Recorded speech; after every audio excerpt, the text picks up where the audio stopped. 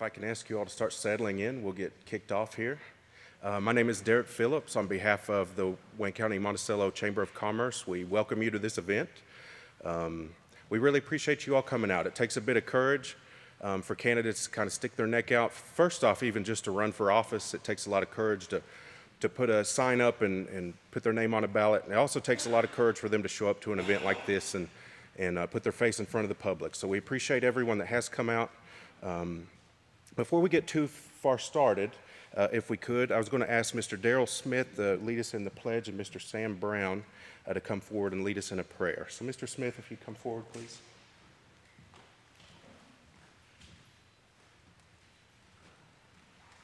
I pledge allegiance to the flag of the United States of America and to the republic for which it stands, one nation, under God, indivisible, with liberty and justice for all. Thank you all. Please remain standing. Let us pray. Most gracious Heavenly Father, Almighty God, we humbly come before you this evening, and Lord, we're so thankful that we live in a country with the freedoms that we have, and we're so thankful that you have blessed this nation and this state and this county in the way that you have. Lord, we ask a special blessing upon those who are willing to serve, those who have put forth their name to be on the ballot, and their willingness to not only serve the people of this county, but also to serve you. Lord, we're so thankful for the many blessings of freedoms. We're thankful for this opportunity to hear these different candidates and help us to be fair, help us to be impartial to whatever and hear their words. Lord, again, we ask a special blessing upon the people in Ukraine, and we pray that you will continue to bless this nation so that we can truly be a nation under God. And we pray all this in the precious name of our Lord and Savior Jesus. Amen. Gentlemen, thank you very much. All right, so a few housekeeping things. The Jordan Crouch Memorial Youth Center is outside hosting concessions. If anyone has a desire for concessions, they're going to stay set up until about 7:30 or so, or until the traffic dwindles down. All proceeds for that will benefit the youth center. And, you know, I think all of us locals of Wayne County, Monticello, we know what a great blessing that youth center has been for our community. Feel free, any restroom breaks, anything that's needed, feel free to go do that. But we are going to ask that the crowd maintain as quiet as best possible, just because we're being recorded. So Mr. Danny Davis is with us from Pro Audio Video with CTS, so we are being broadcast on Channel 8. We are also being broadcast on a Facebook Live, and we will host the event on the Chamber of Commerce Facebook page after the event is up, so that anyone that didn't catch it live can catch it afterward. So the Chamber of Commerce, again, is the sponsor of this event. If you're not aware, we are not a government entity. We're kind of a quasi-government private entity that just works to kind of move forward the business interests of local businesses in our community. And we just took it upon ourselves as a board. We're a board of volunteers, and we just had a meeting that said it's hard to know candidates based on a sign or a name. And what better way could we kind of serve our business community and our community at large than to host an event like this? So with that, we want to remain very neutral. We want this kind of goes against our reputation, and we want to come out very neutral and just host a very classy event. So we're not trying to host a bloodbath here. If you're a big CNN fan or Fox News fan, this is a Walter Cronkite event. So we're going to try to be as clean as we can reasonably be and host kind of neutral questions. So we took questions from the public, and those did pour in. So on one hand, we have a responsibility to the public that they send us those questions. We need to get those in front of the candidates. But it's also very difficult to be fair when you take in questions from the public, because some of those are loaded. So we're going to kind of have bunny questions. We're not going to present loaded ones because we can't corner one candidate and not the other. So if we can't do aggressive questions at both candidates. We're just not going to do that. We're going to have classy questions, and we're going to try to avoid this becoming a bloodbath. So it will not be a bloodbath unless candidates choose for that to be, and then I will do my best to referee. But what we're asking is if we can keep this as classy as possible, just use this as an opportunity to get the public to learn what you stand for and what your vision for the office is. So I think that's about it. Scott will be good cop. I'm good cop. Scott's bad cop. So he's back there. He's the bad cop. He has the timer. The number one rule for this event is we have a 2-minute limit on answering questions. So what we're going to do is we're going to bring each kind of division of candidates. So we'll bring the magistrates first based on their district. So we'll bring District 1 up first, then we'll bring up District 2, and then we'll move to other offices. So the magistrates go first, and then we'll have the county clerk after that, then jailer, then sheriff, then judge executive, and then state rep will be last. The first offices, so magistrates, county clerk, will each have 1 2-minute window to speak. And then once we get into jailer, sheriff, and judge executive, they will host 2 questions each. And then once we get to state rep, they will host 3 questions each. But at each turn, we ask that you maintain a 2-minute time limit just to allow us to move through this process and stay on track. So, without further ado, we're going to ask magistrates from Division 1, District 1. If you don't mind, come up. We'll kind of pull candidates over here in this seating area, and then we'll allow each candidate to come over and speak. So, magistrates from District 1, we have Wendell Smith, Ronnie Turner, Jerry Sloan, Joe Duncan Jr., and Tommy Hardwick.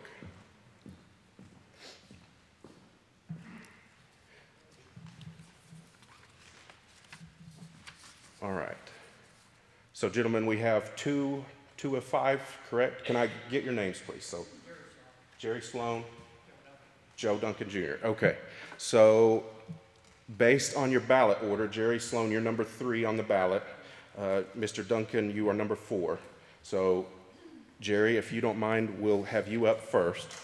And our question is pretty light. It just, what are your goals for your term if elected?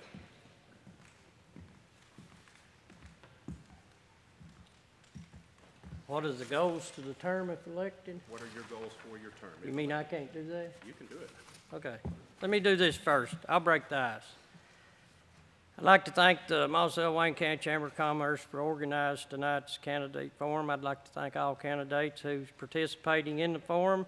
I would also like to thank all the other guests who are attending tonight. I am Jerry Sloan, Republican candidate for Magistrate District 1. I am a lifelong resident of Wayne County. I live on 92. I am a self-employed farmer. I am married to Cindy Richardson Sloan, and I have 3 sons. We have 8 grandchildren, and we're going to have one sometime this summer. I'm concerned for the future of Wayne County, and this is why I chose to run for magistrate.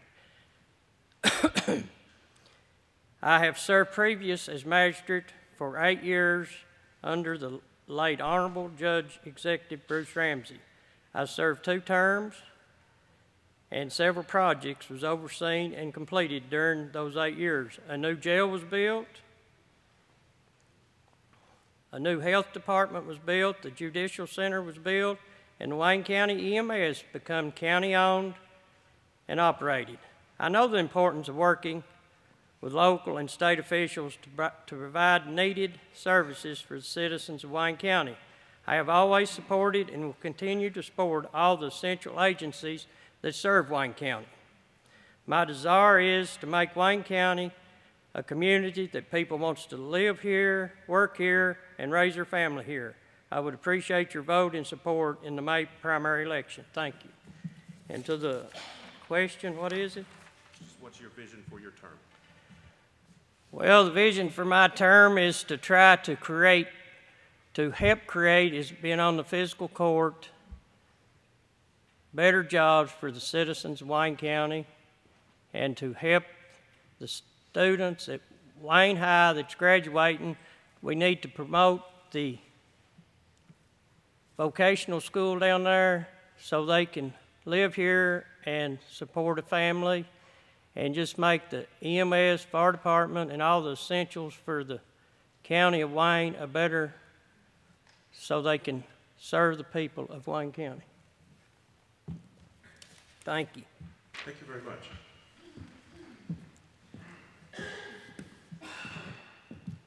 All right, Mr. Duncan. So we'll give you a 2-minute window. General outline is what is your vision for the office. I'll give you this mic, if that's okay. Okay, first of all, I'm Joe Duncan Jr. I'm a Democratic candidate for Magistrate District 1. I'm kind of like the last hope for bipartisanship on the fiscal court. My vision is to have bipartisanship on the court, but my main vision is keeping the people of Wayne County safe. During this pandemic, the way it's been handled has been ridiculous. I haven't seen one member of the fiscal court or the judge or anybody encourage people to get vaccinated. And that's the most important thing, I think, right now, is the pandemic and the vaccinations. Thank you. Mr. Duncan, thank you, sir. So that concludes District 1. If you gentlemen want to ease back. We're now going to ask District 2. So we've got Nathan Appleby, Joe Hancock, Michael Hancock, Ralph Frost, Scotty Hicks, Jeffrey Darrell Dishman, and Adam Dishman.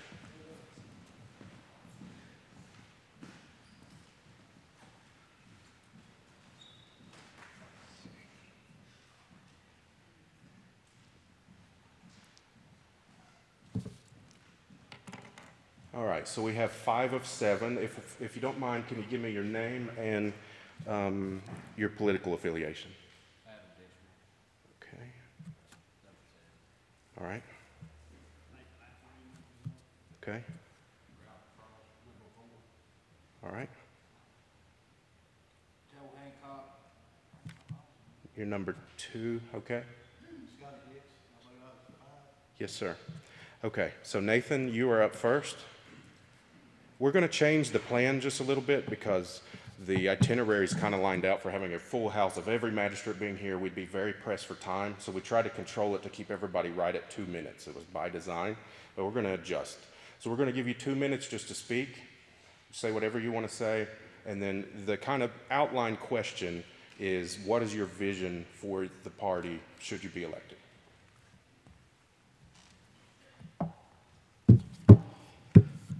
Good evening. My name is Nathan Appleby.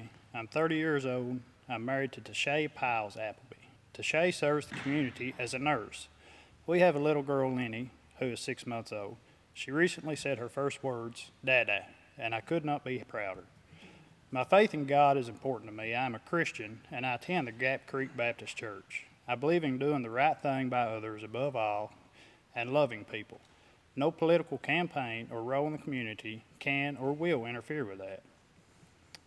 I have been interested in farming cattle since I was a teenager. I started buying cattle, trading, and spending time with others in this trade as a teen. I worked at American Woodmark and then the co-op while farming on the side. I also have a yard mowing business on the side.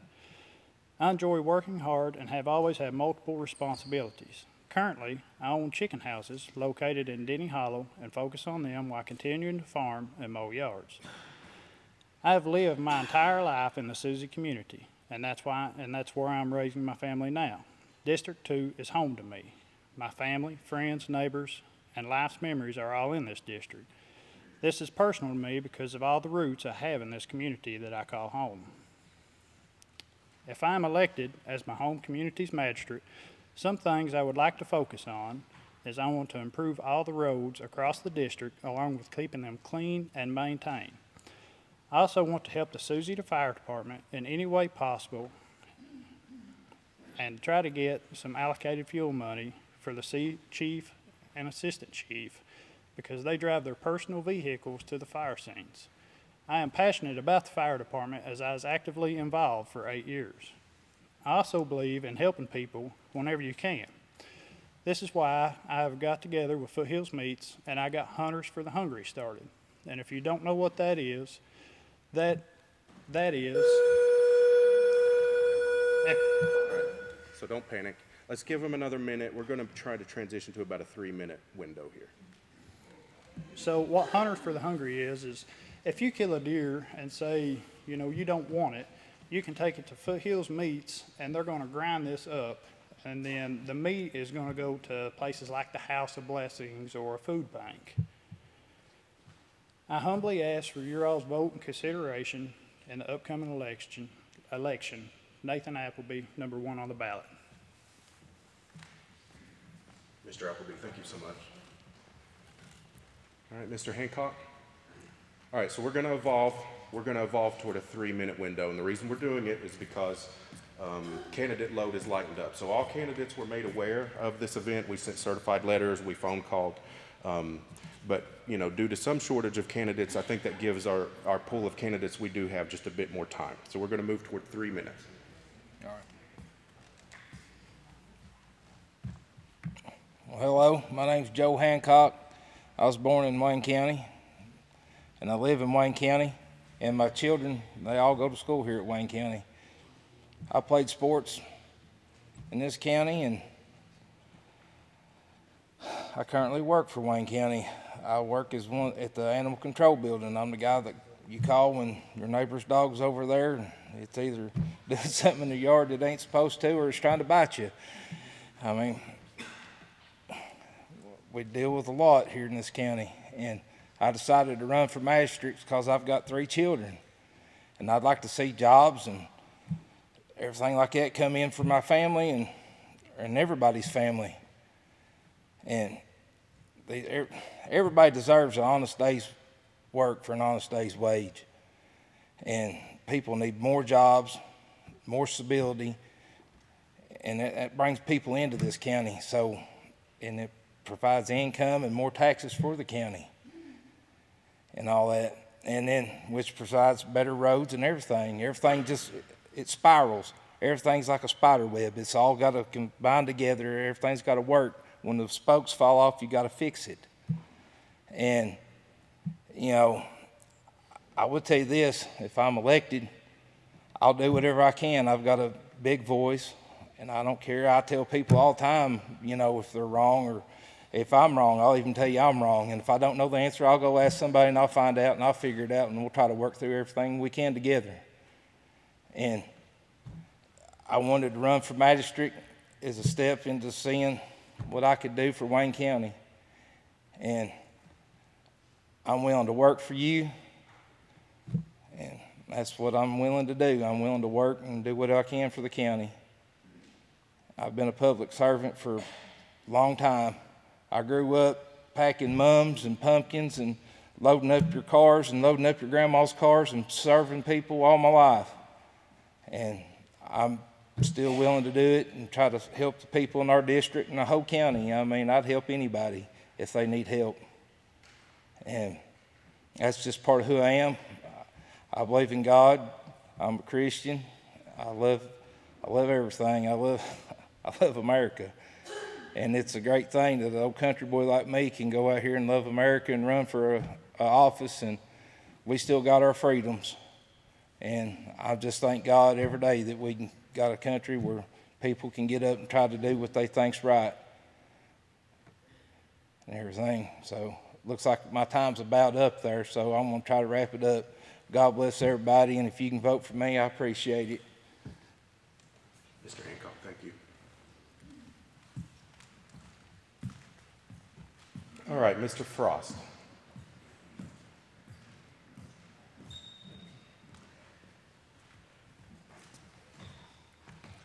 Come over here if you don't mind. Hello, I'm Ralph Frost. I'm candidate for Magic District 2. I'm a lifelong Republican, very conservative. I've worked all my life in the construction business. worked a few years for buildings, but then I went back to construction. I've got 2 kids, attend church, Gap Creek Church. My view for the county is to see our county government run in a more efficient, open manner. I watch physical court meetings on Facebook and have no idea of what's going on. Just that they vote on something and that's all we hear about. I'd like to see everything discussed in open forum and then let the people know what our county government is doing. My experience in construction will give me the qualification to repair county roads. My experience in my own business gives me the qualification to be set on the fiscal court. My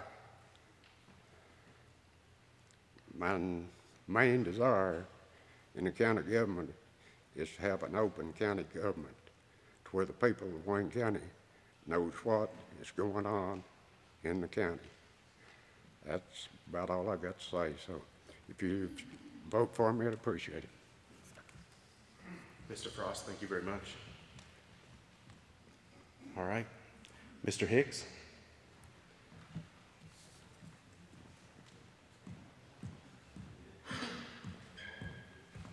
Stand here at the podium if you don't mind. We're trying to pick you up on that line. My name is Scotty Hicks, and I'm running for Maastricht District 2 to serve Wayne County. I am the father of Brandon and Wendell Hicks, and I am currently employed by a supervisor of Mossy Utility with over 30 years of service. I work daily in the field, meeting and talking with people that wants water and sewer services installed and maintain main and water sewer lines. My goal that I wish to are getting roads paved and keeping the roads and culverts maintained. I will work to get grant money, maintaining the county, and better meet the needs of 911 and EMS. Rescue squad and fire department are all volunteer their time serving their community daily. They need all the proper equipment to work with. The people don't realize how important they are until they need them. They volunteer their time all through the days, nights, weekends, and holidays, no matter what the weather conditions is. They serve Wayne County, and we need to take care of them. We will get grant money for internet, cable, and water in parts of the county that really needs it. You will see me out in the district looking for problems, and if you have any problems or concerns, you can call me at 307-2063 or 396-4871.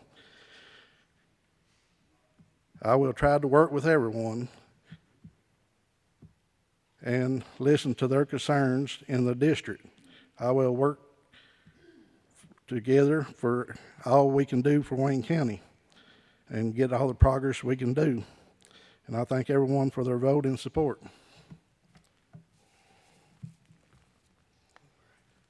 Mr. Hicks, thank you very much.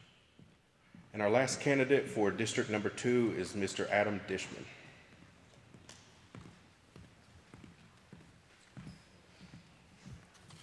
Good evening, ladies, gentlemen, members of the press.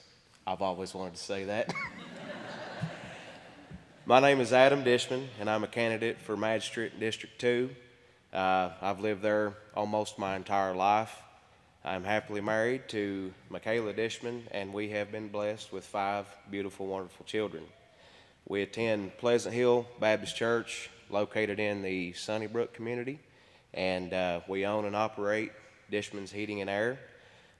With that note, we are constantly out on the county roads. We are either working in District 2 or we are driving through District 2. All of my current employees live in District 2, so we know a lot about it. Being out and about, we get to see the concerns of the people. We see the wear and the tear on our trucks. We see it every day. I'm going to kind of go ahead and fill in the question with that.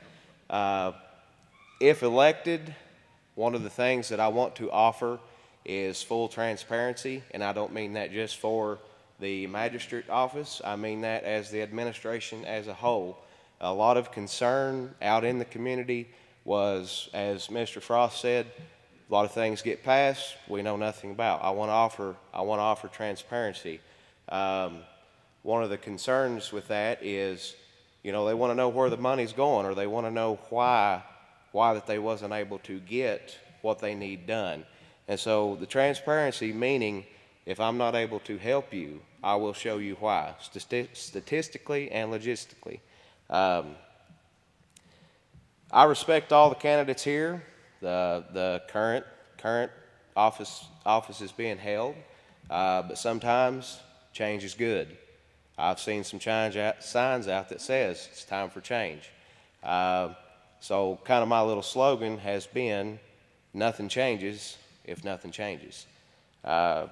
So May 17th, number 7 on the ballot, Adam Dishman. Thank you all and God bless. Mic drop. Thank you very much. All right, if we could, let's give all the candidates from District 2 a round of applause.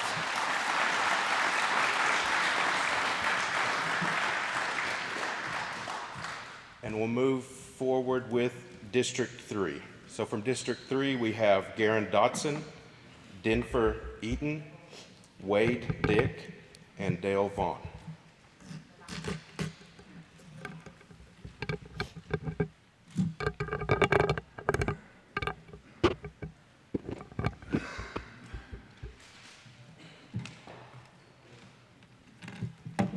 All right, gentlemen, so it appears we have 2 of 4. Can I get your names, please? Okay. Okay. So, Mr. Eaton, you are number 2. That puts you up first. And we'll just give you a 3-minute window. You can introduce yourself, and then question at the end is, what is your goals for your term if elected? Thank you. Good evening, ladies and gentlemen. My name is Denver Eaton. I am a U.S. veteran. I served 10 years in the military, fresh out of high school, left for the military, spent a year in Iraq, 6 months in Egypt. Upon doing that, I got married. We have to Melissa Eaton, where we have 7 kids right now, 5 grandkids.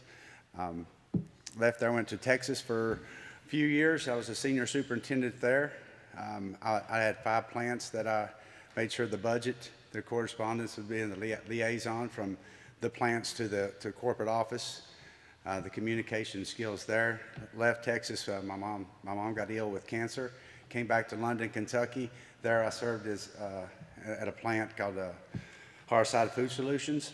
There I was this plant sanitary and food safety manager, and then ended up being an assistant corporate to travel 13 different plants and made sure that they was on budget and made their budgets and planning for them. And then ended up in Monticello, Kentucky 8 years ago. So I am not a lifelong resident of Monticello, but I could tell you I love Monticello. This is going to be my home. This is where we're going to retire and where we're going to watch our grandkids raised. I've traveled a lot of the roads. Now presently I'm plant manager for Cowboy Charcoal here in Monticello, have been for 8 years. Budgeting again, planning, communication. That's 3 keys that I hold dear. You've got to communicate, you've got to budget, you've got to plan, and you've got to execute. That's what I'm very good at. I'm a small business owner successfully here in Wayne County as well for 6 years. We've built a community on our Facebook page. We've helped each other. We've had each other helping each other. We've raised as much as $7,000 for events, and that's my goal as magistrate in District 3, is to listen, to communicate, execute, and budget. not to just to Band-Aid problems, but to fix those problems. Too many times we have gravel roads. Every time it rains, we go put gravel on. We need to fix those. So that is me. As some of them said, I'm available all the time. You can call me. I work from 6 o'clock in the morning to 11 o'clock most nights. Call me anytime. I will come and look at the problems. I will communicate the problems higher. We will reconcile those, starting with the worst first and then fixing it. But my name is Denver Eaton. Again, I'm number 2 on the ballot. I appreciate your vote. We're coming up in May. Thank you. Mr. Eaton, thank you very much. All right, Mr. Dick.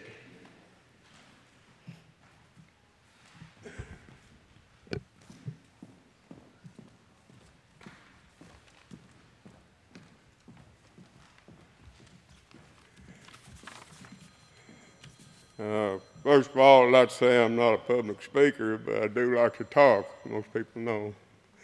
I would like to thank the Chamber of Commerce for having the forum. This forum. I am Wade Dick. I'm running for Madison District 3. My parents are Gwen Dick and the late Lawrence Dick. My sons are Jerry and Kyle Dick. I retired after 45 years in telephone construction, 35 of those being construction supervisor. As supervisor, I plan their jobs to be the most productive to make the company the most money. It's what I would do with your tax dollars. I work with the public resolving problems and find solutions, not arguing. I will listen to your problems and try to work with everyone. I will not make promises I cannot keep. You, the voters, know if you're happy with your roads. I will work to blacktop as much as possible, but do it where it will last for years. With what monies are available, use it where it is needed and be fair to all citizens in Wayne County. I would also welcome people from other states that want to build or buy houses here in Wayne County. This also brings in tax dollars. I have the time and can make you a good match. Vote for Wade Dick, May 17th.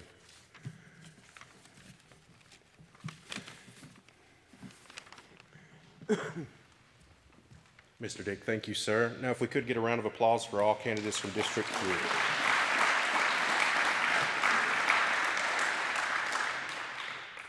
All right, and then finally, we have District number 4, Mr. Jonathan Dobbs and Mr. Lloyd Jones.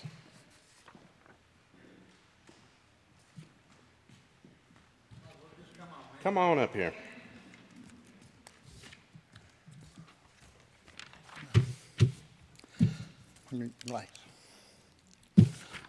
Good evening. My name is Lloyd Jones, and I'm a candidate for Republican for Magistrate in District number 4. I've been a lifelong Republican and have always resided in Wayne County. I would like to take this opportunity to thank the Monticello Wayne County Chamber of Commerce and all the other people that is hosting this event. I believe that managing housing market for 20 years and being a real estate agent at Mid-America Realty for 28 years and 3 years at Remax Country and Lakes Realty helps give me the skills to do the job as a magistrate. Being a magistrate is being in a leadership position. Leadership is not paying someone out of town to tell the magistrates how to spend the taxpayers' money. That's what magistrates get paid to do. They are elected by voters to make decisions, not pay thousands of dollars to someone to tell them how to spend the money. I have traveled the roads in my district, in my job, and there are many numerous problems we face. We need blacktop, gravel, culverts, guardrail, and we need lots of the trash picked up around town. But that's always a problem. I also think the payroll tax should be reduced or eliminated, and that the magistrate's salary should be reduced as well. The hard-working residents of Wayne County does not owe me a living. I believe all decisions should be based on what is best for all the county residents, not just a few. I will work hard for the voters in District 4 all 4 years, not just the 1 year out of the 4. and I pledge to work with all the city and county officials in all that we need to do for the county and the city. If elected, I will only have one vote as a magistrate, but that vote will be with integrity and honesty. I only ask for your vote and support for Magic in District Number 4. Thank you. All right, Mr. Jones, thank you very much. A round of applause for District 4, please.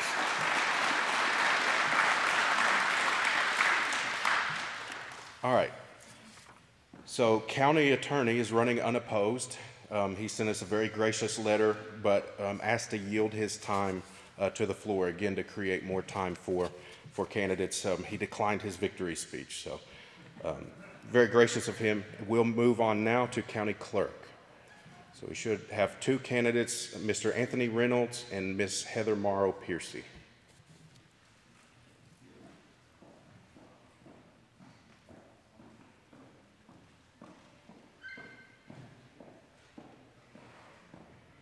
You can't sneak up on anybody.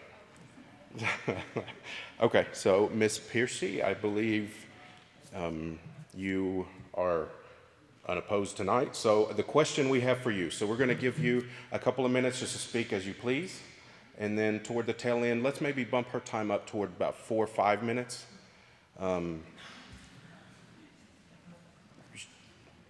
We have to fill some time here, Heather. We got to do something. So question is just talk about however you want to talk. And then the question is, what have you done or what will you do to improve the efficiency or overall performance of the office?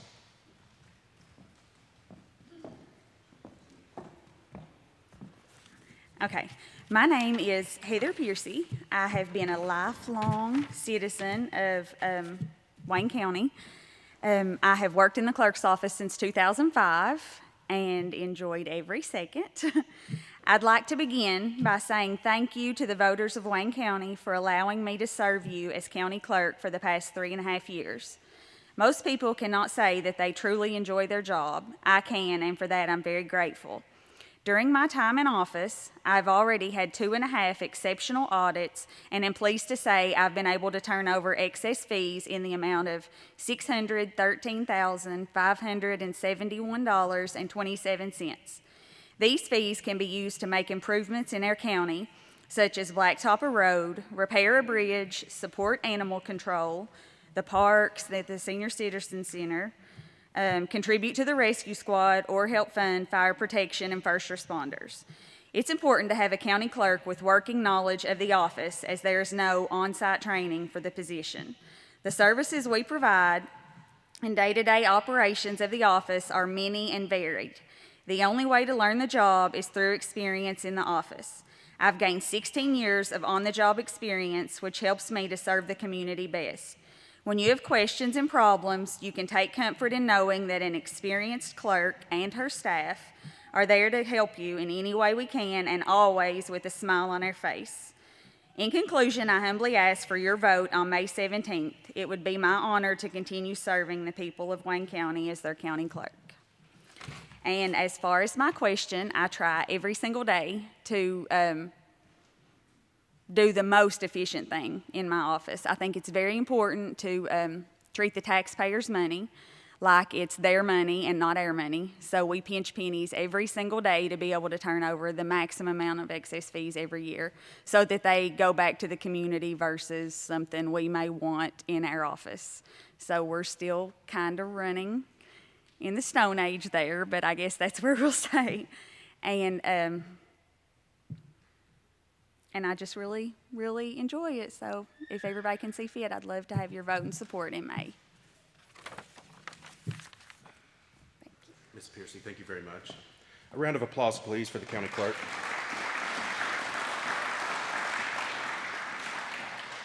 All right, so shifting gears a bit, we're going to move to jailer. So we have Mr. Ray Upchurch and Mr. Ronnie Ellis. So from here forward, I believe we have all candidates that are on the ballot are present. So changing format just a little bit, not a big change, but we're going to give you a couple minutes just to introduce yourself, and then if okay, go back to your seat, and then we'll ask a question and launch into that. We have 2 questions for each of you. So on the ballot, Mr. Upchurch, you're number 1. Mr. Ellis, you're number 2. So Mr. Upchurch, you are up first. 2 minutes, just introduce yourself. Okay, thank you. Good evening. My name is Ray C. Upchurch. I'm a Republican candidate for Wayne County Jailer. I'm a lifelong resident of Wayne County and the son of the late Charles and Glenda Bell Upchurch. My dad originated from the Merle community, and my mother originated from the Old Valley community. Some may remember my dad was jailer in the early 70s. I was born when my dad was jailer, and I always said that one day I hope to follow in his footsteps and become jailer of Wayne County. That dream came true in 2003 when I was elected, and I served as your jailer for the next 12 years. During those 12 years, I worked to make our detention center one of the most efficient run jails in the state of Kentucky. We received excellent ratings on all state inspections and canteen audits.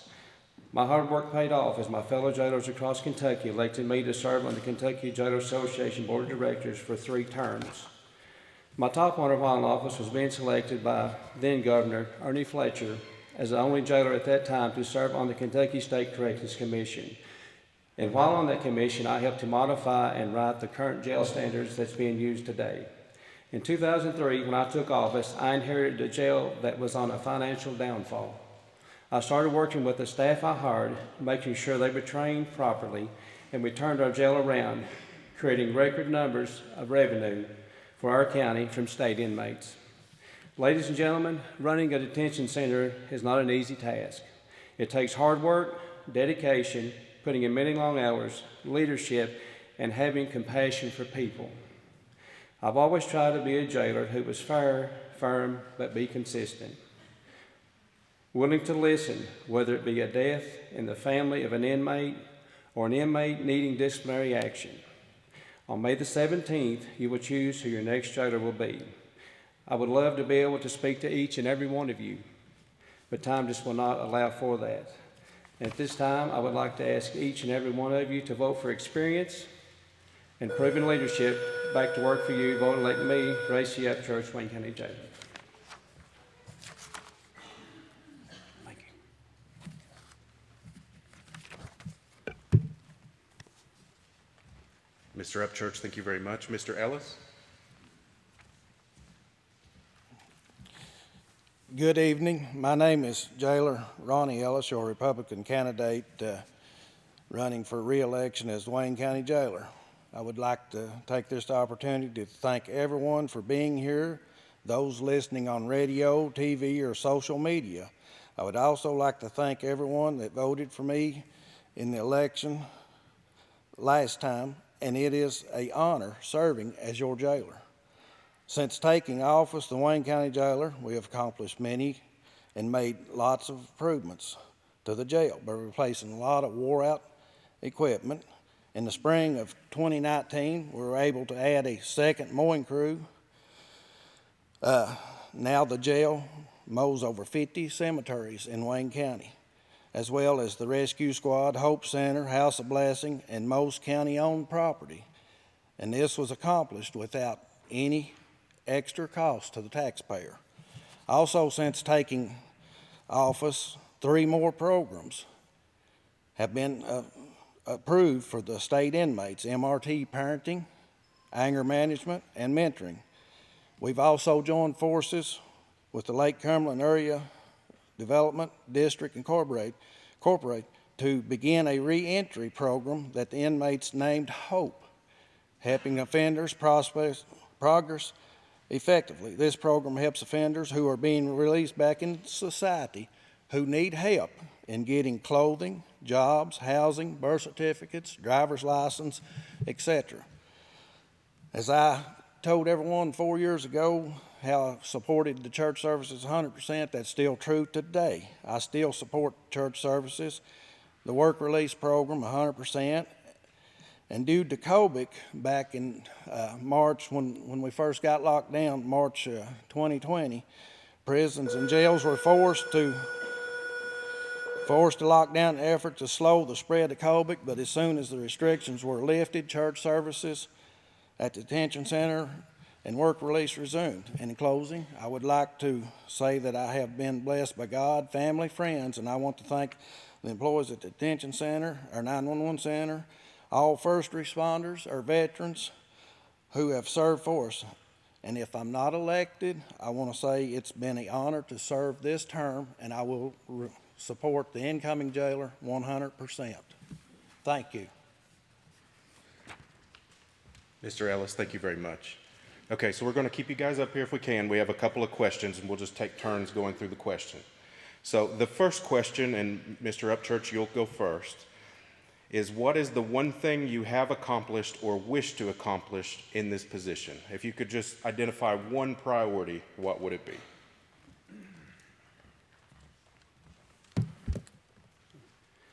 As I'd mentioned in my speech, when I inherited the jail in 2003, it was in a financial downfall. My main goal when I got in there was to help take the burden off the taxpayer as much as possible.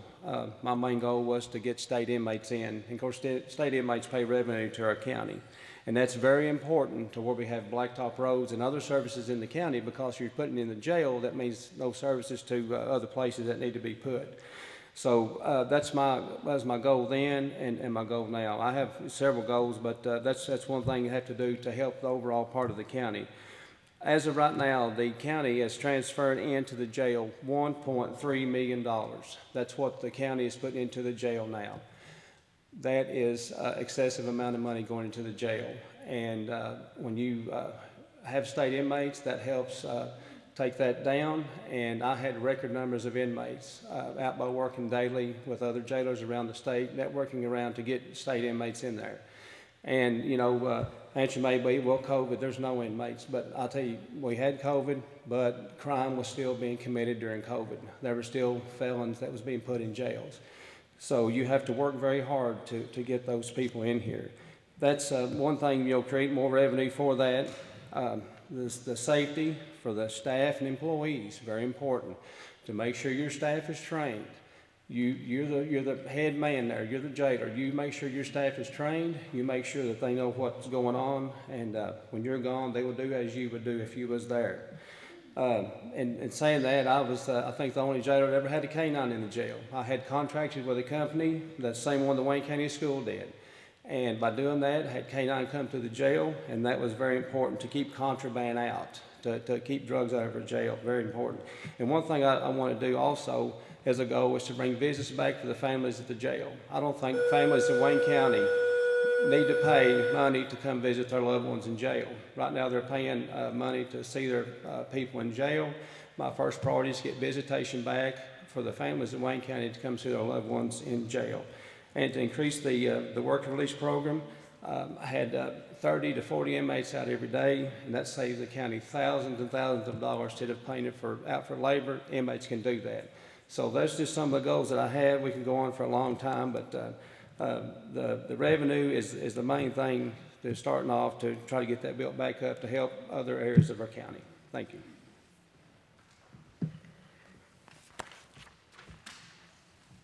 Mr. Upchurch, thank you. Mr. Ellis, do you need the question restated, or are you okay? No, I'm good.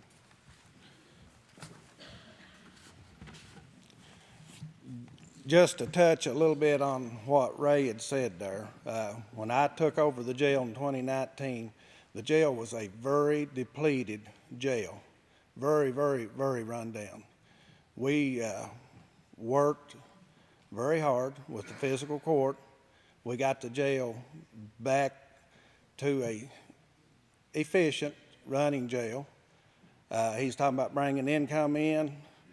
In 2019, you go check the records. I'm more than sure I brought the most money that's ever been brought into the Wayne County Detention Center. No one could help Kobik when Kobik hit. The state inmates, the governors, they let them out, the early releases. There were no movement of inmates nowhere in the state. That's no jailer's fault nowhere in the state of Kentucky.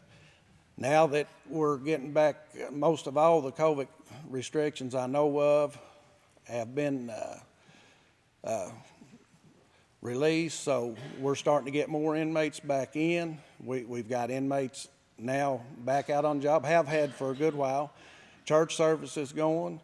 We've got, in the extra programs that I just mentioned a while ago, they bring in quite a bit of extra money. These classes, they mean a whole lot. And the GEDs, we had a couple to graduate GED here in just last little bit. Each one of them, that's $1,000 more that comes back into the system. And we got a couple more that's going to be graduating in the next couple of weeks.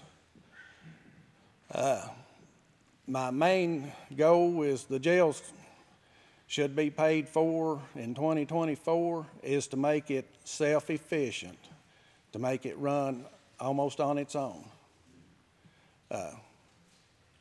Thank you.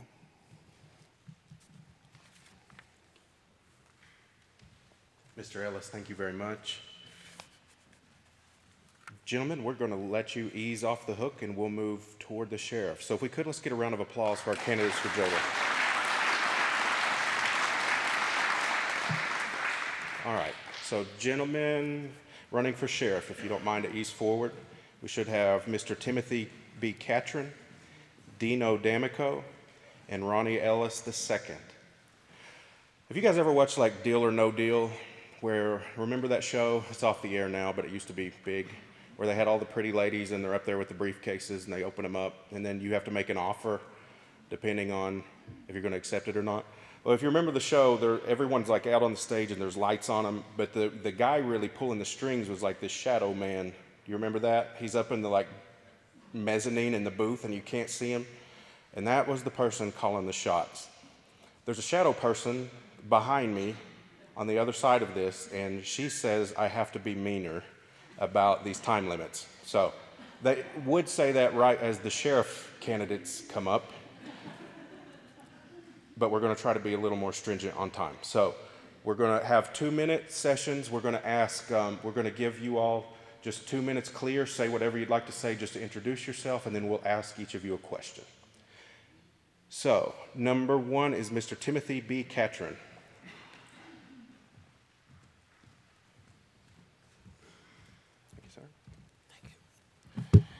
Good evening. Hello, everyone. I'm Sheriff Tim Catron. I've been proudly serving you in all citizens of Wayne County for the last 7+ years. I'm here tonight to ask for your support again. When I originally ran for the office, I did in part because I recognized that law enforcement in this county was on a bad downward turn with criminals running wild. Then and now, I run on my experience, my integrity, and my professionalism. I know at least one of my opponents is going to make almost the same identical claims that I have. I guess what they're saying is true. Imitation is the sincerest form of flattery. But the thing that sets us apart in this race is that my claims are backed up by facts, not big talk, nor exaggerations, and not false promises. I've got actually 32+ years of law enforcement experience, including over 25 years of law enforcement supervisory experience. I'm sure I'm the only candidate that has been had supervisory training. I've received state and federal awards that were based on merit, not on the buddy system. I've professionalized the sheriff's office by my leadership skills, implementing a policy and procedure manual that deputies have to follow. Increased training, I've issued body cameras and updated deputies' safety equipment, and much, much more. Just don't have time to go into all of it. I've added 2 school resource deputies to protect our children's safety and added 3 K-9 units. I have arrested family members, my own son, numerous times, friends and strangers alike. We've made over 10,000 arrests, actually 10,400, and over 2,270 indictments. Just in closing, just like to say I'm humbled to serve as your sheriff, and I ask for your support and your vote on May 17th. I'm number 1 on the sheriff candidate, Republican candidate. Thank you. I talk slow, I guess. Thank you. Thank you, Mr. Catron. Yes, sir. What'd I do? Oh, okay. All right, Mr. D'Amico.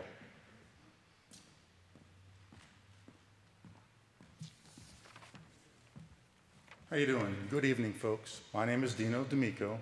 First and foremost, I'd like to thank my Lord and Savior, Jesus Christ. With him, all things are possible. A little bit about my experience. I've been in law enforcement over 25 years. Aside from that, some of the experience I had, I'm a forensic investigator. I've also ran the Explore program as a chief advisor and do have supervisory experience. Excuse me, I'm sorry about that. Also, what I want to do in my plans for the future here is safety. I'd like to incorporate technology as far as crime analysis to make it safer than it ever was. I know we do have some school resource officer programs. I'd like to sit there and set up a PAL program, which is a police athletic league, and that would help offset in the summer times for a little bit of child care, along with an Explore program. I was a coach of the Explore program. We won several state and national championships there. I'd also like to say I possess a bachelor's degree in criminal justice. I lived here in Kentucky for 10 years. My experience was in Pinellas County, Florida, for over 25 years. As far as speaking goes, an election is a very important part for everybody here. It's one of the biggest decisions we make, and we want to elect the most qualified candidate. And with that in mind, I'd like you to select Dino D'Amico on the ballot. Thank you. Thank you, Mr. D'Amico. Mr. Ellis.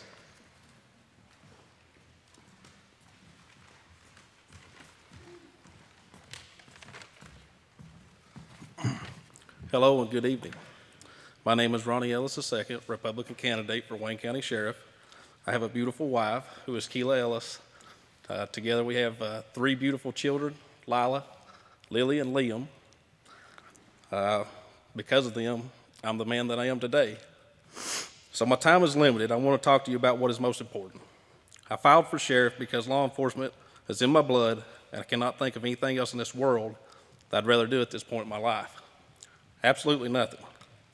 But I want to be sheriff specifically because I have a love for the people of Wayne County. Geographically, Wayne County is beautiful, but it's not the geography that makes it. It's the people that make it my home. If elected as sheriff, I want all the help from the public that I can get. As a law enforcement officer of almost 9 years, I look back on what I've achieved as a law enforcement officer, and I give all the credit to the public. Certain things are necessary, such as applying yourself, being academy certified, and continued training. All those are important. But at the end of the day, a successful servant will be one who builds relationships with the people.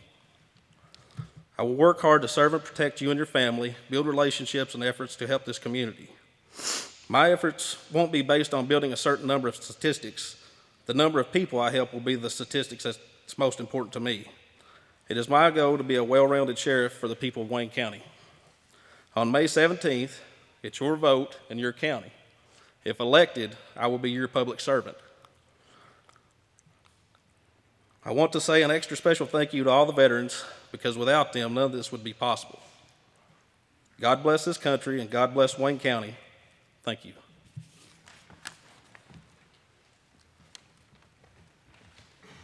All right, gentlemen, thank you very much. So we're going to go in the same order we just went in, but this time we'd like you to come. We'll give you 2 minutes to give your take of an answer on this question. So the question is, the definition of dedication is being committed to a purpose. What is an example of how you have shown commitment to law enforcement? Well, my dedication to law enforcement is 32 plus years. I've had a great career. I've been recognized, like I said, state and on the federal level, and not by the good buddy system. I've worked hard every day. You could ask anybody I've ever worked for, they'll tell you I'm one of the hardest working people they are. Ask my deputies. They will tell you that I'm hard working each and every day. And they love my leadership because I keep them on the right path. We keep them working.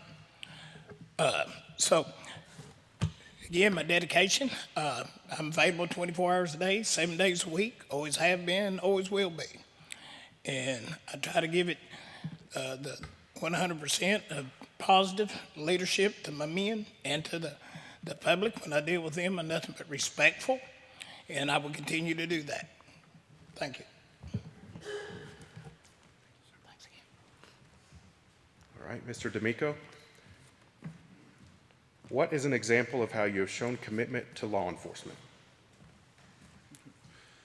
Showing commitment is through dedication, actually going out there, being part of the community. One of the things that I'd like to do is do an advisory board where once a week, every morning, it would be for adults to come on in and have breakfast with me, go over the concerns, some situations, what we can do to show that dedication that we're out there.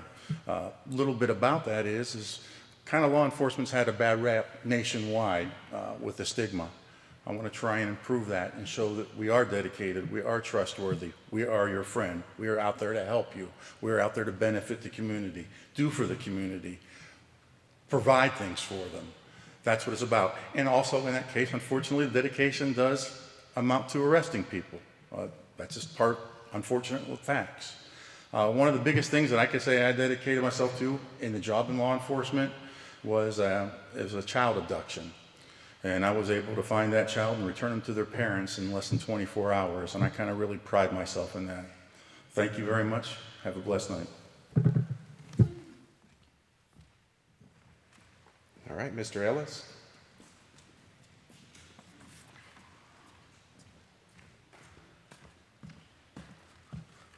As far as my dedication to law enforcement, I can tell you that I got married the 6th weekend during my academy during 2012 to my beautiful wife, Keela Ellis, sitting back there.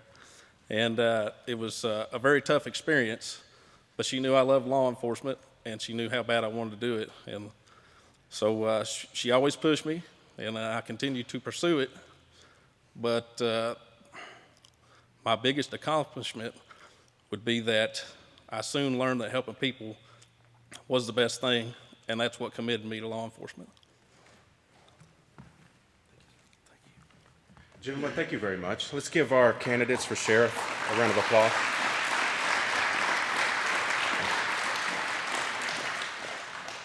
Next up, County Judge Executive. So we have Mr. R. Dale Hancock, Mr. Mike Anderson, Mr. Scott Gehring, and Mr. Tony Ramsey.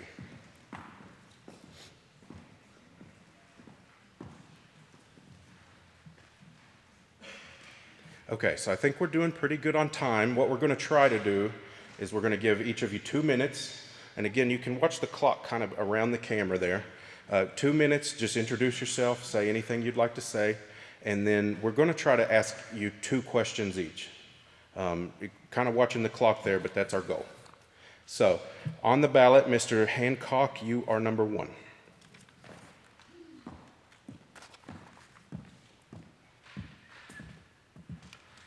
Yeah, good evening. My name is Dale Hancock, Republican candidate for Judge Executive. Born and raised in Monticello, Wayne County. Like many others, I was raised up the hard way. With no indoor plumbing, we had a wood stove, slept 3 to a bed. I am not complaining, but it does make us appreciate a better quality of life. I managed CTS when the city and county government purchased the system. Operated the system at a positive cash flow. CTS purchased Net Power and hired a general manager, so I resigned.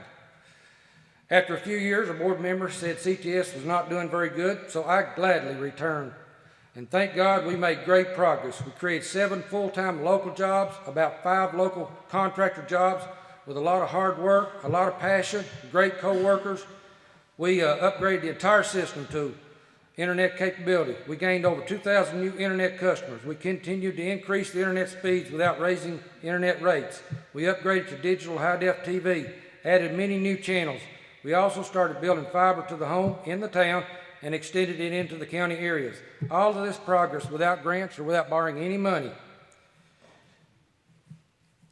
We increased the system value by about $3 million. After all of this success, CTS decided to hire a co-equal to me and said they was getting into the wireless internet. I disagreed with these decisions, so I resigned. Every employee resigned within 3 months. I never wanted to run for political office, but somebody's got to step up and fix these problems. We need better roads, better jobs, lower taxes, and restore faith in government. My signs have been stolen, and the state has asked me to remove my signs on the right-of-ways. I removed my signs, and I'm still running for County Judge Executive. I have a good job in Crab Orchard, Broadhead, doing fiber to the home up there, but I want a better quality of life in my hometown for everyone. I cannot do this alone. I need your help. Now, whoever you elect in office, help them and hold them accountable. Thank you, and God bless you. Mr. Hancock, thank you very much. Mr. Anderson?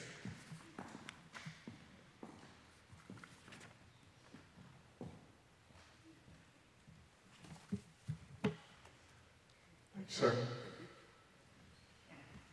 I'd like to thank the Chamber this evening for putting on this event. I'd like to thank Derek for moderating, or whatever you want to call this timekeeping section. I told Scott I'd keep an eye on the clock in the back.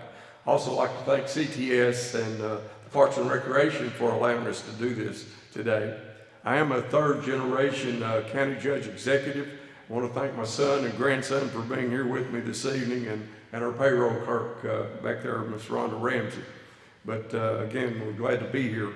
In 2014, we started out and we had 4 items that we really wanted to touch, and that was tourism, education, employment, and community involvement. One of the first things we did in this community room right behind me here, we began what we call Work Ready in Progress. That had about 5 or 6 narratives that need to be addressed to become a work-ready community back in that time. So we pulled together around 40 individuals from education, from Chamber of Commerce, from the general public, and all those business leaders that could meet those goals. And they broke into subgroups and so forth to manage that. And we were able to become a work-ready community in progress in 13 months. So that was outstanding on our part. But that showed that community involvement that was needed in going forward. So we're very proud of that. There's still some work to do to become a work-ready community. And Mr. Roberts and I down at the school will have to address those things. On the tourism side, we passed a transient tax about 3 years ago, maybe 4. This is tax, of course, is put on those that lay their head on a pillow in our community, and that money was raised, continues to be brought. I'll be back. Well, I got to say, that was the most graceful pass-off. You made it easy for me, Mike. I thought I was going to have to get like the Bugs Bunny hook. But don't be alarmed, we'll bring you back up. So Mr. Gehring, if you would, 2 minutes just on introducing yourself. May not be Fox News, but man, it sure feels like it up here. I'd like to thank the Chamber, the Spire Center, and all others who have helped to make this event possible for our citizens. I am Scott Gehring, your Republican candidate for Wayne County Judge Executive. 52 years old, been an EMT paramedic for 29 years, married to Stephanie, one son Brandon, and a little one Serenity. I am currently your City Council, Monticello City Council member. One of the reasons why I wanted to become Judge Executive, I feel like the right leadership and vision for Wayne County, we can move things forward and become the county that we all deserve. I've said it in my radio ad, our county's just as good, if not better, than any county around us out of all 120. What makes us great is our people. One of the things we need to ask ourselves is what opportunities have we given them to reach their full potential? With new ideas and commitment, we can move Wayne County forward. Our young adults deserve every chance to be successful. Many of our older adults deserve a second chance to better their lives and their families. What I was always taught, if you fail to plan, then you can plan to fail. With that in mind, I have taken input from various citizens of Wayne County from all walks of life, and I have developed an outline, or a contract, if you will, that will help us stay focused upon where we all would like to be. I've chosen 3 main points of emphasis on this. One of them being personal responsibility and professionalism in the office. Second is making our youth a priority, which I feel like youth has been ignored for several years. And job creation and retention. I look forward to discussing this plan with as many of the voters as possible over the next few weeks. And any input will be met with an open mind, because this is not about me, Scott Gehring, it is about the people of Wayne County. Thank you for your vote. Thank you very much, Mr. Gehring. Next up, Mr. Tony Ramsey.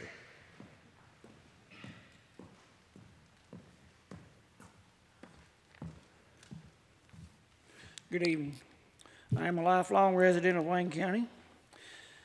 I'm Tony Ramsey, and I'm asking for your support and vote. I live at New Fall Creek Road, Monticello, Kentucky. I'm currently owner of Tony Ramsey Plumbing. I was previously owner of and operator of Tony's Country Store at New Fall Creek for over 20 years in the retail grocery and gas business. I've served in the construction and plumbing while maintaining a cattle farm. Over 30 years of experience with state entities. I'm a 1984 graduate of Wayne County. I've studied marketing research and marketing finance at Somerset College. I'm currently a master plumber, and the goal, if elected, is to pave all county roads that are not paved, keep them maintained. The county will invest and oversee the operation of the following of a new senior citizen center, and will work with the DAV to see the needs of the veterans are met. We will work together with officials to obtain grants for our county and all departments. Activities for youth such as gaming center, arcades, outdoor amusement rides. For children, ATV park for riding, mud bug competition course, and I will work with each community on upkeep and maintain of the cemeteries, including the roads and the trees, while at the same time communicating with industrial businesses for located in our county. And no matter what it takes, we will make a deal if you want to locate in Wayne County. I will hear the concerns of all involved with 911, Sheriff's Department, Fire, EMS, and Rescue. We will do everything in our power to see the needs that are met. We must have a vision for the county to move forward. There will be no looking back, only looking forward to progress. All citizens will be treated equally. There will be transparency and accountability in all departments. I will have an open door and open books, hearing all the concerns of all the people. We can all work together as one and see progress. And thank you all very much. Thank you very much. All right, so gentlemen, now we'll move into a question. Our first question is, if you received a $1 million unrestricted grant to be used in Wayne County, where would you allocate that money? So if you just had $1 million, it falls in your lap, it's a blank check, what would you do with it? So, Mr. Hancock.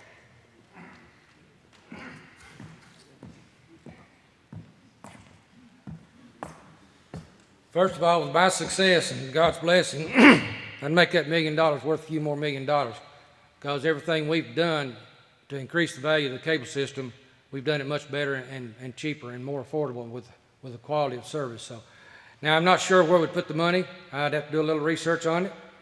Naturally, it wouldn't take but about $1 million to finish this fiber to the home cable system.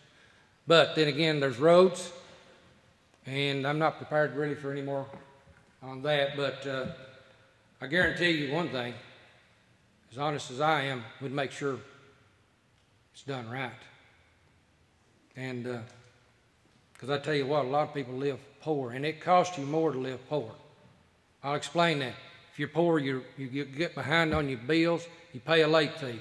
Then when you can't pay the late fee, you get disconnected. Everything keeps going on up. Then if you've got a water leak, you can't afford to fix it, then the water leak bill goes up, and then you decide you want to fix it. And then you're going to have to repair the floor. So I know all about how to make good use of money. I guarantee you that much. God bless you. Thank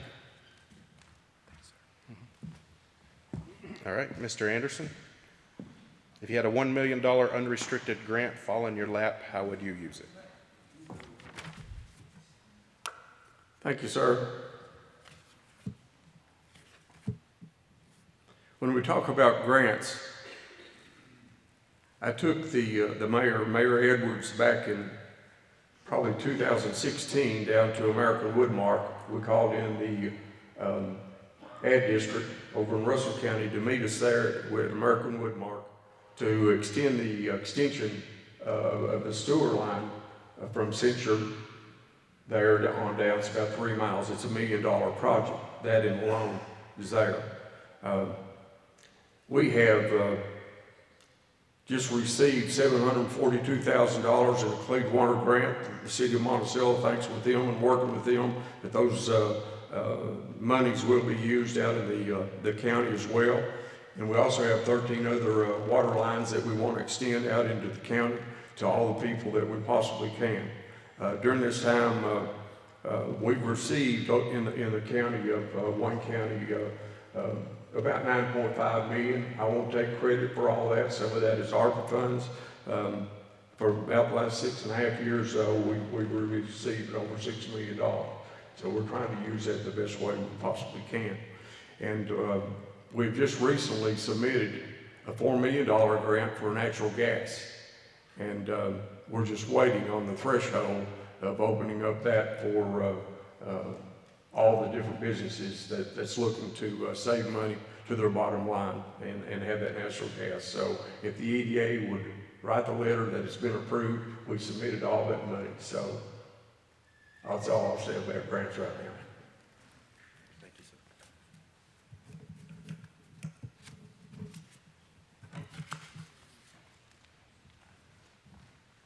All right, Mr. Gehring. First of all, I try to see where it came from and see if we couldn't get more, because unfortunately $1 million is just not a whole lot of money anymore. You can get rid of that pretty quick. Two of the main areas, I mean, water, utility commission's working on that. All of these things are kind of in progress, but we're missing the mark with the future of Wayne County and our youth. We have to start with our youth. And when I say the youth don't have anything, I'm not talking about the Aspire Center, I'm talking about their future. You know, they're graduating school. We got a great school system. We got a great technology center, but they're graduating and they're just moving out of town. You know, we're losing our kids and our grandkids. So some of that money, along with putting together a great team to figure out where it's needed, some of that money has to be spent there and to see better what we need to do as far as business to help attract companies, to fulfill the needs for those companies. These kids are coming out. We have a great 3D program at the school system now. They're coming out and graduating. There's no place here for them to work. So we have to take some of that money, try to attract new businesses in here so those kids can stay here throughout the rest of the year, because $1 million is going to be gone before you know it. But we have to plan on the future of our youth at this time. All right, Mr. Ramsey.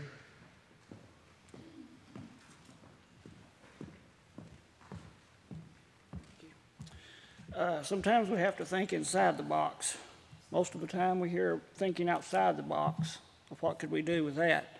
Most of the time we can use that money here and we can invest and create our own jobs in our own community. But you have to have a vision and you have to have leadership to do that, which has not been done in my lifetime. But I would hope to do that. Thank you. All right, gentlemen, question number 2. If elected to this position at the end of your term, what do you want people to say about your time in office? Mr. Hancock.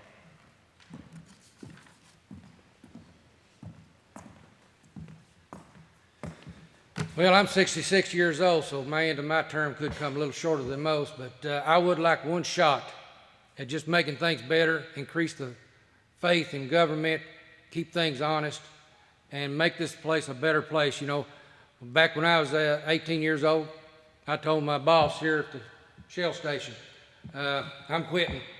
He gave me a raise. I said, I'm quitting. He gave me a raise. I said, no, I want no raise. I'm leaving this town. So I spent about 4 years in Indiana, but what I would want you all to say is this guy done a great job, and the employees that we had with CTS done a great job, and when you see them, you should tell them so. And at the same time, I'd like to see this county government do a great job. And you know what? I can't do it by myself. I couldn't make the CTS as good as it was by myself. So I would say for you, you help me, you give me your advice, but I want to make sure it is done right. I want to make sure it's done honest. And then I'd like to leave this county in a lot better shape for my children and my grandchildren. And I'm very passionate about the cable TV industry, but that passion has changed off onto better government, more faith in government, open government. I mean, what else can a man say? I want to do it right. Thank you.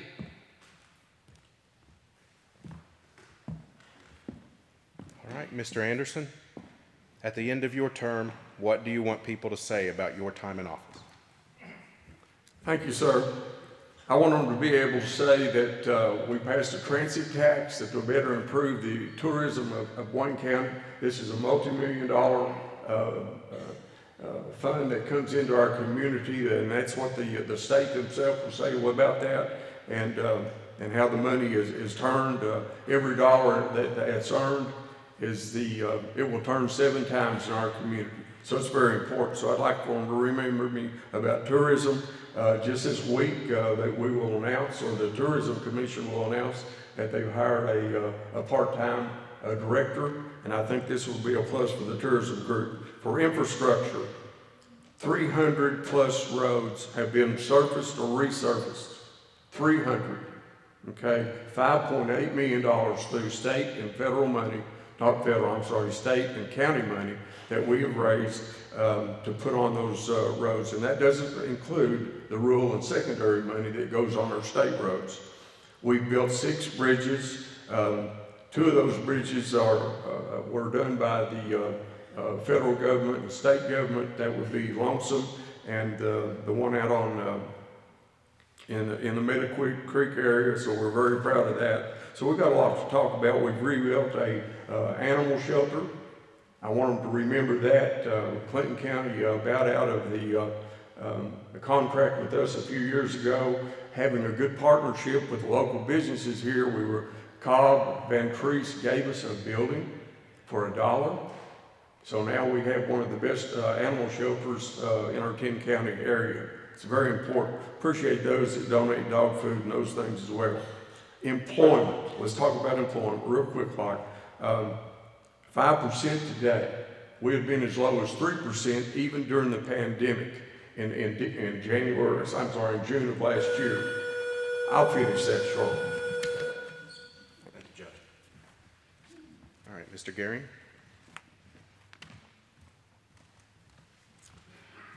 First of all, I hope the first thing they say is we got to re-elect him. He done what he said.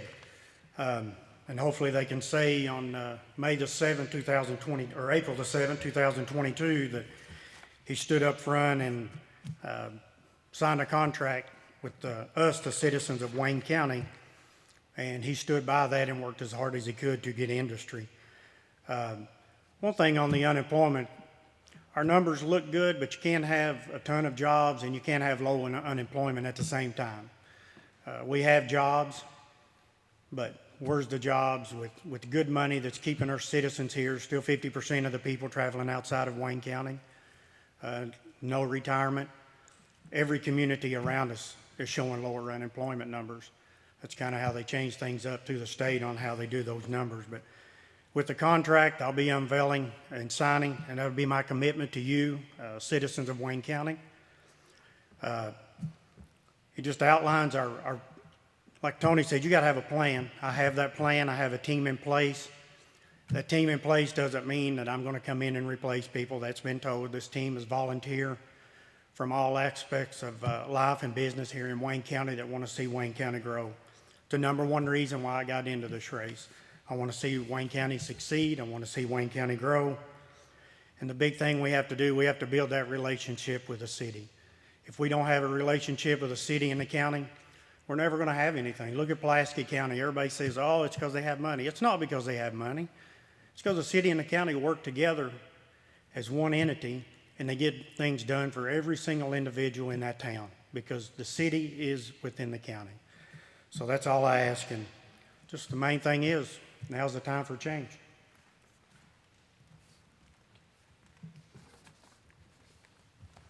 All right, Mr. Ramsey.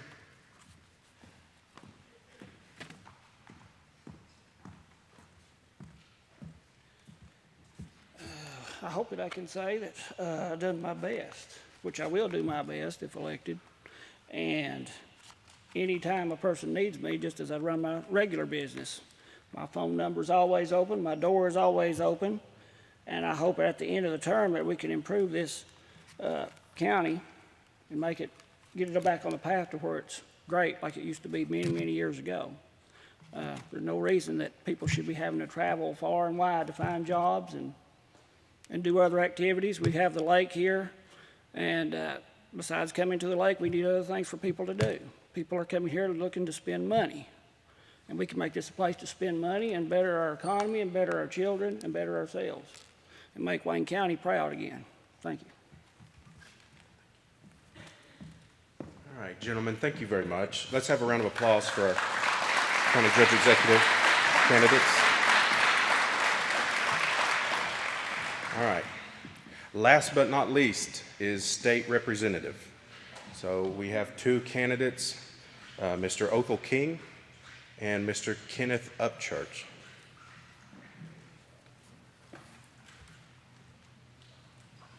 So, gentlemen, if it pleases the room, what we're going to try to do is a similar format. We'll just come up, let's do 2-minute, just introduce yourself type thing, and then we'll move into questions. So, on the ballot, Mr. King, you are number 1. Mr. Upchurch, you are number 2. So, Othel, if you don't mind, you'll be up first.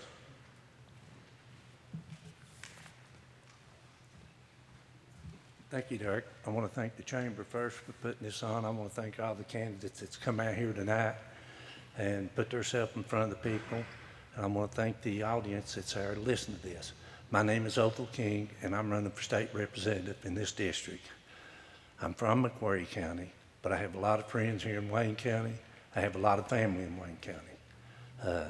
My grandpa pastored the Clay Hill Church over in the Delta community for 17 years. Can you hear me out there? I got hearing aids and it gets a little odd sometimes. But I'm married to my beautiful wife, Kathy King, for 30-something years, almost 40. But have 2 wonderful sons. The oldest boy is a Fish and Wildlife officer that does a lot of work here in Wayne County. Chris King, he's married to Kelly King, and they have three sons. My youngest son is Cody King, and he's married to a girl from over here, Yasmin Blevins King, and they have 2 children, a boy and a girl. But if you'd elect me as your state representative, I'll give you the promise that I will represent everybody in this county, McQuarrie County and Southern Pulaski, not just an elite few.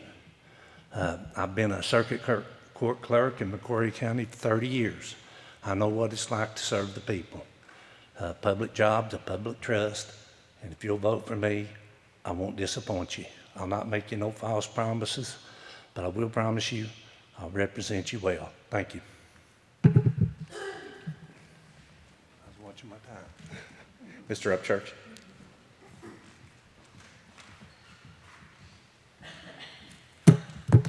Thank you. My name is Ken Upchurch. I currently serve as the 52nd District State Representative. I'd like to thank the Chamber of Commerce and everyone involved in putting on this. I know it takes a lot for all the candidates to put yourselves out there, and so for that you're to be commended. I have served as a state representative now for 22 years, or in my 22nd year, but the most important thing that I think is in the last 6 years we have served in the minority or majority party. 16 years in the minority, and now in the 6th year in the majority party. And what that means to Wayne County is that we get things done in 52nd District.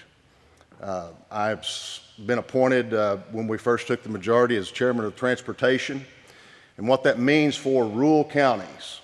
I heard David Williams, our former Senate president, say this many times, that for a rural county in the legislature, in the Kentucky General Assembly, to advance, you either have to be in leadership, you have to have seniority, or you have to have a chairmanship. And I have the chairmanship of transportation, which directs millions of dollars of transportation projects to the 52nd District. As of the 2020 budget, it was over $75 million worth of road projects that are slated to begin here in the 52nd District. You see 90 being worked on. You see over McCreary County 92. We are currently working on some planning for some other road projects. And as a result of that chairmanship, those projects will continue to be done. I appreciate the service that you all have allowed me to do in Frankfort, and I look forward to continuing as your state representative. Thank you.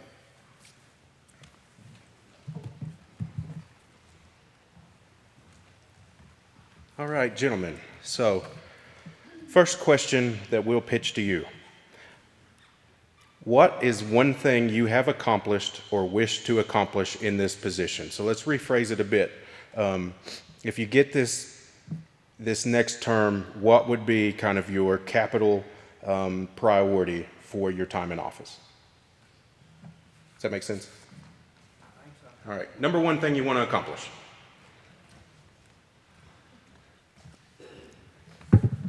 Well, I guess number one would be to represent the people in the district very well. But like he was mentioned, Highway 92 over in Macquarie County, that was done in 2006 by David Williams, Ernie Fletcher, and my uncle, who was county judge at the time. The project was approved and started, shut down afterwards, and David Williams went on to take a seat over in Cumberland County as their circuit judge. Our project has stalled ever since then. But as far as the credit for that, that goes to David Williams and Ernie Fletcher. The project keeps getting delayed and delayed. Now, this is since 2006. I would like to see it get completed. It's a conversation every election. We're doing 92. But go over there and walk across the green grass to the bridge that's put in, and no pavement yet. All the Whitley County side done. But sometimes you make a big sacrifice to become the chair of a committee. But what do you promise to get the other representatives to put you in as the chair? You don't transfer your dollars to their area, maybe. And I'm not sure that's what's happening. But Macquarie County has had nothing done for them. And we're tired of it over there. And I hope they'll be able to say, finally, we got somebody that was a voice for us. Wayne County, too. Thank you. All right, Mr. Upchurch.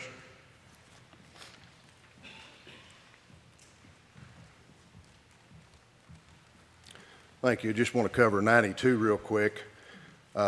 He was correct in stating that that was a David Williams project. Actually, before that, Landon Sexton was a state senator during that time. When I was interning in the state senate, and that's when that road was put in back in the early 90s and maybe even before then. But since taking the chairmanship of transportation, in 2018, we broke ground, and it is now set this year to complete the blacktop as soon as the blacktop plants open up. And it was a $70 million project, $70 million in 4 years' time. So I'm pretty proud of my involvement in that. One thing that I want to accomplish and continue to accomplish is these roads. Roads lead to jobs. The more roads we have, the easier it is for commerce to flow in and out of our counties. And that's something that I will continue to work on and make sure that these road projects that are in the budget, extending 90 to Somerset, just here at the Don Franklin intersection, all the way up to the Gap of the Ridge, and then at the bridge, widening that section. These roads are very important to the commerce.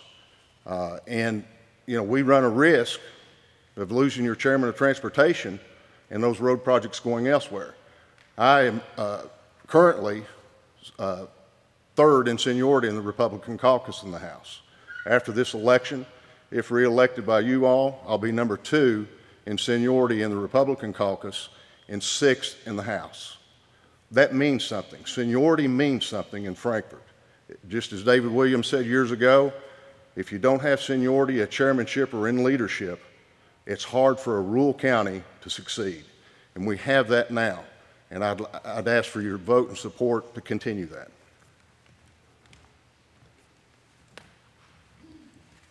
Thank you very much, Mr. Upchurch. All right, next question. So again, we filtered the question pretty good. We didn't want to pitch any unfair questions or whatever, so we have softened them a bit, but there was a recurring theme about education. So we're just going to take all of those education questions, we're going to bundle them into one What will you do to support public education in our community? So, Mr. King.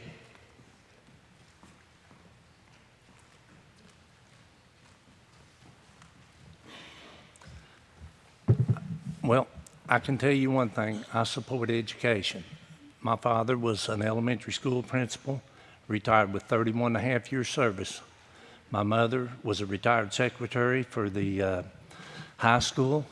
My aunts, uncles, got a lot of family members. I actually started out to be a teacher. I had to wait 6 months before I could do my student teaching. In the meantime, I went to work in a factory in Oneida, Tennessee. Found out I was making twice what I'd make as a teacher. That's why I never went back into teaching. Teaching is one of the most important professions we have in these rural communities. You can't go wrong by putting money into education.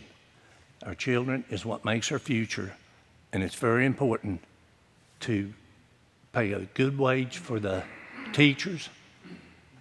You want the best and brightest teaching your children. I know I want them for my children. I want them for my grandkids. So any money we can invest in education is money well spent because it goes to the future. It goes to these children. And without the children, we're not going to have a future. So I would support education 100%. Thank you. Mr. Upchurch.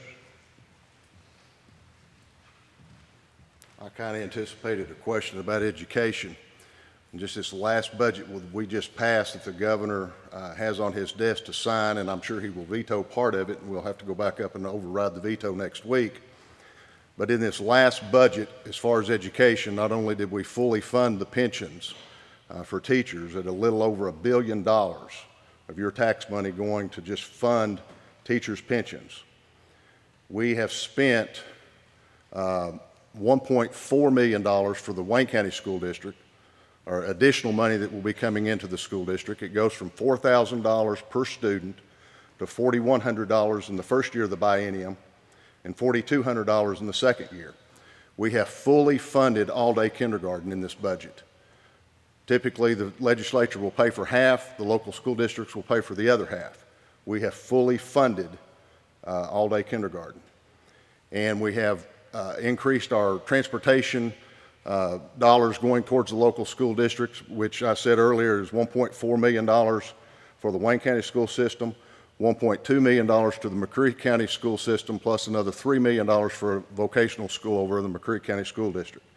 So this is, and I believe this is probably the best education budget that has been passed by this legislature since I have served in the legislature. We spend a lot of money on education. It's a little over 60% of the state's budget. We just passed a $31.5 billion budget, and over 60% of it goes to education. So that's a lot of money towards education. And so I'm proud to be a supporter of not only that budget, but support education, whether you want to go attend private, public, whatever school you want to go to. I believe it's your choice where you send your child, and we should be there making that available to you. Thank you.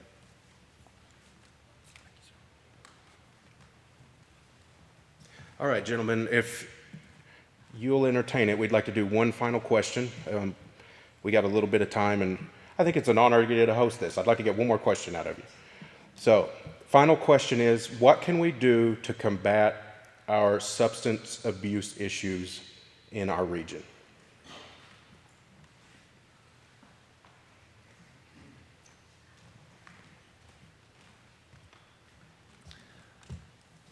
That's a tough question, and law enforcement does their job. They bring them into the court system.